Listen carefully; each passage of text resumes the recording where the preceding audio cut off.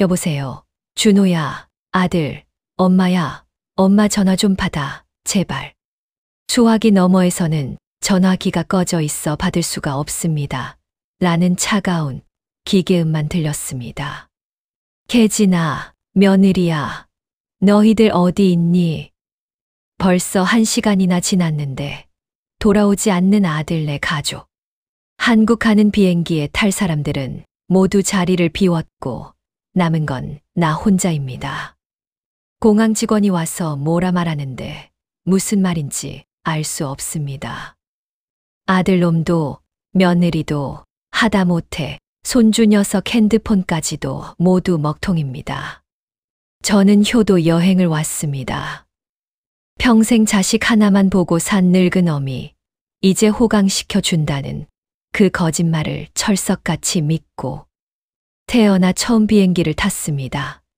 그런데 저는 지금 말 한마디 통하지 않는 이 낯선 나라, 베트남 공항의 차가운 바닥에 짐짝처럼 버려졌습니다. 제 이름은 오정수, 올해 78입니다. 이 끔찍하고 기가 막힌 사연은 불과 30분 전 며느리 혜진이가 제 손에 음료수 하나를 쥐어주며 했던 그 악마 같은 말 한마디에서 시작되었습니다. 어머니, 저기 면세점만 잠깐 보고 올게요. 금방 와요. 여기 꼼짝 말고 앉아 계세요. 아셨죠? 그게 제 며느리의 마지막 말이었습니다. 남편 일찍 여의고 28배 청상이 되어 아들 준호, 그놈 하나만 보고 살았습니다. 새벽 4시면 일어나 광주리를 이고 시장 바닥에 나갔습니다. 한겨울 영하의 날씨에도 찬 시멘트 바닥에 무릎 담요 한 장 덮고 앉아 채소를 팔았습니다. 제가 할 수 있는 일이라고는 그것뿐이었거든요. 손이 얼어 터져 피가 나고 발에 동상이 걸려 감각이 없어져도 참을 수 있었습니다. 내 새끼 입에 따뜻한 밥 들어가는 것만 보면 배가 불렀습니다. 시장에서 팔다 남은 것들로 배를 채워도 아들 녀석에게는 따뜻한 밥을 먹이는 것이 기쁨이었으니까요. 엄마는 안 먹어? 엄마는 밖에서 친구들하고 맛있는 거 먹고 왔어. 저는 그렇게 평생을 거짓말쟁이로 살았습니다. 제 옷 한 벌, 신발 한 켤레 코. 그렇게 악착같이 모은 돈으로 아들을 대학 보냈고 번듯하게 장가까지 보냈습니다. 어머니, 저희랑 같이 살아요. 이제 제가 호강시켜 드릴게요. 아들의 그 말 한마디에 마지막 남은 제 이름의 작은 빌라 한 채마저 팔아 아들 사업 자금에 망설임 없이 보태주었습니다. 그렇게 시작된 합가 생활. 호강이요, 저는 어머니가 아니라 돈 안 받는 가사도우미였습니다. 새벽 5시면 일어나 아들 내외 아침상을 차리고 6시 반에 손주 놈들을 깨워 씻기고 밥 먹여 학교에 보냈습니다. 그들이 모두 나가고 나면 그때부터 진짜 일이 시작되었죠. 빨래를 돌리고 산더미 같은 설거지를 하고 며느리가 일부러 어질러 놓은 듯한 거실을 무릎으로 기어다니며 청소했습니다. 화장실 바닥에 엉킨 며느리의 긴 머리카락을 제 손으로 일일이 걷어냈습니다. 하루는 며느리가 친구들을 잔뜩 데리고 온 날이었습니다. 아침부터 갈비찜에 잡채에 해물파전까지. 허리 한 번 못 펴고 20가지가 넘는 음식을 땀으로 목욕하며 차려냈습니다. 드디어 식사가 시작되려는데 며느리가 저를 조용히 부엌으로 불렀습니다. 어머니, 냄새 나니까 저희 식사 다 끝날 때까지 방에 좀 들어가 계세요. 네, 제 아들 키우느라 흘렸던 제 땀 냄새가 며느리에게는 역겨운 노인 냄새였던 겁니다. 저는 그날 손님들이 다 갈 때까지 방문도 못 열고 그들이 먹다 남긴 차갑게 식은 잡채 끄트머리로 방구석에 쪼그려 앉아 울면서 첫 끼를 때웠습니다. 더 기가 막힌 것은 제가 독감에 걸려 뼈마디가 끊어질 듯 알아누웠을 때였습니다. 열이 40도까지 올라물 모금 넘기기 힘든 저에게 아들 녀석은 제 방문을 열어보지도 않았습니다. 며느리는 약봉지 대신 빨래 바구니를 제 머리맡에 던지더군요. 어머니, 그깟 감기 몸살 가지고 유난이세요? 저녁은 어떡하실 건데요? 밥 안 하세요? 그때 알았습니다. 아, 내가 아프면 이 집은 밥 해줄 사람이 없어 걱정이구나. 나는 가족이 아니라 밥하는 부엌대기였구나. 시골에 남편이 물려준 작은 땅이 하나 있습니다. 남편의 묘가 있고 나중에 제가 죽으면 묻힐 곳이었죠. 유일하게 내 이름으로 남은 제 마지막 재산이었죠. 어느 날부터 아들이 그 땅 얘기를 꺼내더군요. 어머니, 그 시골 땅 어차피 관리도 안 되잖아요. 며느리가 옆에서 거들었습니다. 맞아요, 어머니. 그거 팔아서 손주들 학원비라도 보태주시는 게. 그 땅은 제 마지막 자존심이었어요. 싫다고 했습니다. 그것만큼은 안 된다고 했습니다. 그날 이후로 며느리의 타박은 노골적인 구박이 되었고 아들은 저를 없는 사람, 투명인간 취급했습니다. 제게 밥 달라는 말도 안 하더군요. 며느리가 시켜주는 배달 음식을, 평소에는 거들떠도 안 보던 그 비싼 배달 음식을 며느리와 쩝쩝거리며 잘도 먹더군요. 저는 그것들이 먹고 난 빈 그릇을 말없이 치워야 했습니다. 그렇게 얼음장처럼 냉랭하던 어느 날 며느리가 갑자기 봄바람이라도 든 사람처럼 살갑게 굴었습니다. 어머니, 요즘 입맛도 없어 보이시고 기력도 없어 보이세요. 나는 괜찮다. 신경 쓰지 말거라. 아니에요. 어머니, 저희 이번에 베트남으로 해외여행 같이 가세요. 이날 평생 해외여행 한 번 가본 적 없는 저에게는 베트남은 너무나 먼 나라였습니다. 나는 됐다. 늙은 내가 무슨. 너희끼리 다녀오거라. 아니에요. 이번엔 어머니 평생 고생만 하셨으니 저희가 모시는 효도 여행이에요. 효도 여행 그 네 글자에 그간 며느리에게 당했던 서름, 아들에게 느꼈던 원망이 눈 녹듯 사라지는 것 같았습니다. 그래, 내 아들, 며느리가 그래도 늙은 어미를 생각하고 있었구나. 태어나 처음 비행기를 타본다는 생각에 장롱 깊숙이 넣어두었던 30년 전 아들 결혼식 때 딱 한 번 입었던 낡은 외출복을 꺼내 빨았습니다. 공항에서 손주들 손을 잡고 정말 꿈만 같았습니다. 이대로 죽어도 여한이 없겠다 생각했습니다. 하지만 그 꿈은 악몽이었습니다. 모든 것이 이상했습니다. 여행 내내 며느리는 이상할 정도로 친절했지만 그것은 친절이 아니었습니다. 비행기 좌석도 아들네 가족과 제 자리가 떨어져 있었습니다. 어머니, 다리 불편하실까봐 넓은 자리로 따로 해드렸어요. 저희랑은 떨어져 있는데 그게 훨씬 편하실 거예요. 그 자리는 비행기 맨 뒤 화장실 바로 앞. 사람들이 쉴 새 없이 들락거리고 시끄럽고 불편한 자리였습니다.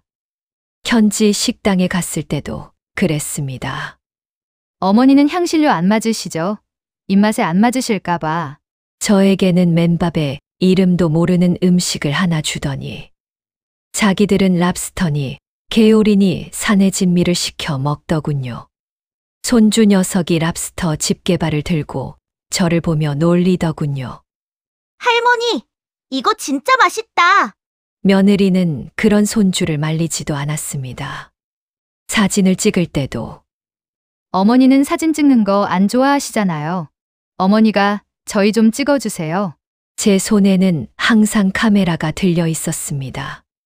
바닷가에서 멋진 사원에서 그들의 가족 여행 사진 수백 장 속에 저는 단 한 장도 없었습니다. 저는 그들의 짐꾼이자 사진사였습니다. 그리고 며느리는 매일 아침 확인했습니다. 어머니, 여권이랑 지갑, 제가 잘 보관하고 있어요. 어머니가 가지고 계시다가 잃어버리실 수 있으니까 제가 잘 챙길게요. 그 모든 것이 이 늙은 어미를 이곳에 버리기 위한 치밀한 계획이었다는 것을 저는 왜 이 차가운 공항 바닥에 버려지고 나서야 깨달았을까요? 공항 경비원이 다가와 저에게 뭐라 소리쳤습니다. 알아들을 수 없었지만 그 손짓은 당장 여기서 나가라는 뜻인 것 같았습니다. 신분을 확인할 수 있는 어떤 것도 가지고 있지 않은 저는 뭐 어떻게 해야 할지 몰랐습니다. 무서웠어요. 너무 무서웠습니다. 저는 붙잡고 애원했습니다. 우리 아들 기다려야 해요. 도와주세요. 매달렸지만 경비원은 제 팔을 거칠게 잡아 끌어 저를 공항 밖으로 내쫓았습니다. 그렇게 낯선 나라의 길거리로 쫓겨났습니다. 찌는 듯한 더위와 오토바이 소음 속에서 저는 갈 곳이 없었습니다. 꼬박 이틀을 울었습니다. 이틀을 굶었습니다. 배가 고파 상점 앞 쓰레기통을 뒤졌습니다. 지나가던 사람들이 벌레 보듯, 미친 사람 보듯 저를 쳐다봤습니다. 78년 평생 남의 것 탐하지 않고 자식 하나만 보고 정직하게 살아온 내가 왜 이런 꼴을 당해야 합니까? 신이시여, 제가 뭘 그렇게 잘못했습니까? 다리에 힘이 풀려 어느 건물 앞 그늘에 주저앉아 있었습니다. 그때 고급 승용차 한 대가 제 앞에 서더니 양복을 입은 한 중년 남자가 내렸습니다. 그는 저를 가만히 내려다보더니 조용히 물었습니다. 할머니 괜찮으세요? 혹시 한국 분이세요? 한국말이었습니다. 그 말을 듣는 순간 막혀있던 모든 것이 터져 나왔습니다. 아이고, 나 좀 살려줘요. 내가 우리 아들한테 이 더러운 쓰레기통을 나 좀 살려줘요, 제발. 저는 그 자리에 엎드려 어린아이처럼 울며 그간의 사정을 모두 토해냈습니다. 그의 이름은 제임스, 한국 이름은 김진우였습니다. 이 나라 베트남에서 가장 큰 무역 회사를 운영하는 대표였죠. 그는 저를 자신의 사무실로 데려가 따뜻한 음식을 내어주었습니다. 할머니 천천히 드세요. 천천히. 제 사연을 다 듣던 진우 씨는 함께 눈물을 흘렸습니다. 그에게도 저와 닮은 아픔이 있었습니다. 할머니 저도 5살 때 시장에서 어머니 손을 놓쳤습니다. 그는 미국으로 입양되었고 자신을 잃어버린 것인지 아니면 버린 것인지 평생 그 답을 찾고 싶었다고 했습니다. 미국에서 양부모님 사랑받고 자수성가하여 모든 것을 이뤘지만 단 하루도 저를 낳아준 어머니를 잊은 적이 없습니다. 밤마다 꿈에 어머니가 절 부르시던 목소리, 절 만져주시던 그 손길이 너무나도 생생했습니다. 진우 씨가 제 거칠어진 손을 꽉 잡았습니다. 제 손은 시장에서 채소를 팔며 생긴 굳은 살로 거북이 등껍질 같았습니다. 할머니를 뵙는 순간 제 어머니의 모습이 보였습니다. 제가 만약 버려지지 않았다면 지금쯤 저도 할머니 같은 어머니께 세상에서 제일 맛있는 음식, 제일 좋은 옷 다 해드렸을 겁니다. 그가 따스한 눈빛으로 하지만 단호한 목소리로 말했습니다. 할머니, 제가 할머니의 아들이 되어 드릴게요. 아니, 이미 저는 할머니의 아들입니다. 그리고 할머니를 버린 그들에게 가족의 무게가 얼마나 무겁고 그걸 저버린 대가가 얼마나 무섭고 잔인한 것인지 제가 똑똑히 깨닫게 해드리겠습니다. 진우 씨의 말은 빈말이 아니었습니다. 그는 그 자리에서 한국 지사에 전화를 걸어 제 아들 준호의 모든 것을 조사하라고 지시했습니다. 저는 진우 씨가 마련해 준 안전한 거처에서 며칠 만에 처음으로 사람답게 밥을 먹고 다리를 뻗고 잠을 잤습니다. 그리고 이틀 뒤 진우 씨가 차갑게 굳은 얼굴로 저에게 서류 한 뭉치와 작은 녹음기 하나를 내밀었습니다. 그가 알아낸 사실은 제 숨을, 제 심장이 멎게 할 만큼 끔찍한 것이었습니다. 아들 놈의 회사는 이미 빚더미에 앉아 있었고 그들은 그 빚을 제 목숨값으로 갚으려 했던 겁니다. 효도 여행이라며 저를 이곳에 데려온 진짜 이유는 그들이 여행을 떠나기 바로 전날 밤 둘이 나눈 통화 내용이 며느리 혜진의 핸드폰에 그대로 담겨 있었습니다. 여보, 정말 괜찮을까? 그래도 당신 어머니인데 해외에다 그냥 버리고 오는 건 좀 그렇지 않아? 시끄러워. 괜찮아. 어차피 요양원 보낼 거. 그냥 해외에 두고 오면 실종 처리 금방이야. 요즘 깜빡깜빡하시니까 치매 증상도 좀 있으시다고 하면 경찰도 다 믿어. 그럼 어머니 명의로 든 그 사망보험이랑 저번에 안 판다고 버티시던 그 시골 땅. 그거면 우리 이비 따 갚고도 남아? 정말이지? 남지. 남고 말고. 어차피 78세 노인네야. 말도 안 통하는 더운 나라에서 여권도 없고 돈도 없는데 며칠 버티겠어. 알아서 자연스럽게 정리될 거야. 이 지긋지긋한 가난 이번에 끝내는 거야. 엄마가 우리한테 해줄 마지막 선물이라고 생각해. 알았지? 저는 눈물도 나지 않았습니다. 아니, 억장이 무너져 내렸습니다. 내가 내 목숨을 바쳐 키운 아들이 고작 그 돈 때문에 이 어미가 더운 나라에서 알아서 죽기를 바랐던 겁니다. 진우 씨가 한국 지사를 통해 알아낸 사실은 더욱 소름이 끼쳤습니다. 아들 녀석은 제가 사업자금으로 보태준 그 빌라 판 돈마저 도박으로 탕진한 상태였습니다. 그들이 할머니의 사망보험금과 그 시골 땅을 노리고 있었습니다. 할머니를 이곳에 버린 뒤 한국에 돌아가 여행 중 치매 노인 실종으로 신고할 계획이었습니다. 이미 3개월 전에 할머니 이름으로 그에게 사망보험까지 들어뒀더군요. 어머니, 여기 서류에 사인만 좀 하세요. 세금 관련된 거예요. 그게 내 사망보험 서류였던 겁니다. 그것도 모르고 저는 사인을 했고요. 진우 씨가 제 두 손을 꼭 잡았습니다. 이제 시작입니다. 저놈들에게 지옥이 무엇인지 보여줄 시간입니다. 복수는 조용하고 철저하게 진행되었습니다. 진우 씨는 해외 교포 출신 거물 투자자 제임스로 위장해 아들 준호에게 접근했습니다. 빚에 허덕여 당장 내일이라도 감옥에 갈 판이던 아들 준호는 구세주를 만난 듯 제임스에게 모든 것을 바쳤습니다. 자신이 운영하는 회사의 미래 가치가 얼마나 높은지 거품이 잔뜩 낀 사업 계획서를 밤새 만들어 바쳤습니다. 대표님, 저희 회사에 투자만 해주신다면 제가 뭐든지 하겠습니다. 아들은 회사의 모든 비리 장부와 내부 정보까지 제 손으로 가져다 주었습니다.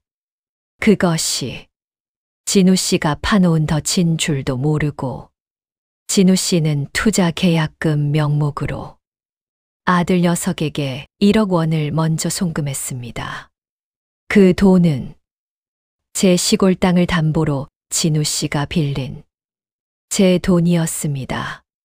그 돈을 받자마자 아들 녀석은 이미 성공한 듯 샴페인을 터뜨렸습니다. 며느리도 그날로 당장 백화점으로 달려가 제 돈으로 명품 가방과 밍크 코트를 사더군요. 진우 씨의 계획은 치밀하고 빠르게 진행되었습니다. 진우 씨는 아들 회사의 가장 큰 사채업자들을 조용히 매수했습니다. 아들 놈의 빚을 진우 씨가 모두 사들인 겁니다. 이제 아들 놈의 빚쟁이는 오직 진우 씨 한 명이었습니다. 아들 준호가 제임스와의 100억 원대 초대형 투자 계약 애도장을 찍는 바로 그날 국세청 조사관들이 들이닥쳤습니다. 진우 씨가 아들에게서 직접 받은 그 비리 장부가 결정적 증거였습니다. 아들은 뒤늦게 제임스에게 전화를 걸었습니다. 대표님, 이게 무슨 일입니까? 살려주세요. 대표님. 전화는 연결되었습니다. 그리고 진우 씨는 스피커폰을 켰습니다. 전화기 너머로 아들놈의 절규가 들려왔습니다. 진우 씨는 그 전화기를 제게 건네주었습니다. 저는 수화기에 대고 딱 한마디 했습니다. 준호야, 밥은 먹고 다니니? 아들 녀석은 아무런 말도 하지 못했습니다. 저는 전화를 끊었습니다. 아들의 회사는 바로 부도가 났고 살던 아파트는 압류당했습니다. 아들은 탈세 혐의로 출국 금지까지 당했습니다. 모든 것이 끝났습니다. 며칠 뒤 진우 씨는 한국으로 돌아가는 비행기 표를 제 손에 쥐어주었습니다. 저를 버렸던 바로 그 베트남 공항에 왔습니다. 이 자리에 이렇게 다시 오게 되다니 공항으로 들어서는 제 발걸음은 더 이상 떨리지 않았습니다. 올 때는 효도 여행이라는 그 달콤한 거짓말에 속아 꿈에 부풀어 이 땅을 밟았습니다. 하지만 돌아가는 지금 제 마음은 얼음장보다 차가웠습니다. 진우 씨가 끊어준 비즈니스석 편안한 의자에 몸을 묻고 비행기가 하늘로 떠오르는 순간 저는 눈을 감았습니다. 이틀을 굶주렸던 차가운 공항 바닥이 생각났습니다. 쓰레기통을 뒤지던 제 비참한 모습도 떠올랐습니다. 며느리의 그 비웃음, 아들놈의 그 잔인한 목소리. 하지만 이젠 울지 않습니다. 진우 씨가 제게 말했습니다. 어머니, 이제부턴 당당하게 어머니 이름 오정숙으로 사세요. 네. 저는 더 이상 돈 안 받는 가사도우미도 냄새나는 노인네도 짐짝처럼 버려진 늙은이도 아닙니다. 저는 제 모든 것을 빼앗아간 그들을 제 눈으로 직접 단죄하러 갑니다. 인천공항에서 저는 진우 씨가 준비해 준 차를 타고 곧장 아들 녀석의 집으로 향했습니다. 모든 것을 잃고 길거리에 나 앉아 망연자실해 있는 아들 내외 앞에 제가 나타났습니다. 진우 씨가 준비해 준 고급 승용차의 문이 열리고 제 평생 처음 입어보는 고운 비단 한복을 입고 당당하게 차에서 내리는 저를 보고 며느리 혜진이는 귀신이라도 본 듯 새파랗게 질렸습니다. 어머니. 어머니가 어떻게 살아 계셨어요? 며느리는 무릎으로 기어오며 제 다리를 붙잡았습니다. 어머니. 저희가 그 공항에서 어머니를 얼마나 찾았는지, 저희가 얼마나 걱정했는지. 시끄럽다. 제 한마디에 며느리의 거짓 울음이 뚝 그쳤습니다. 저는 며느리의 눈을 똑바로 바라보며 말했습니다. 죽은 줄 알았던 애미가 이렇게 앞에 있으니 믿기지가 않는 모양이구나. 너무 놀라지는 마라. 놀라기는 아직 이르다. 아들 준호가 무릎을 꿇고 제 앞에 기어왔습니다. 엄마, 어떻게 된 일인지 모르겠지만 아무튼 잘못했어요. 제가 죽을 죄를 지었어요. 제발 저 좀 살려주세요. 감옥 가기 싫어요. 네, 엄마. 한 번만 용서해 주세요. 저는 울고 있는 내 아들의 얼굴을 가만히 내려다보았습니다. 내가 평생을 바쳐 사랑했던 내 아들.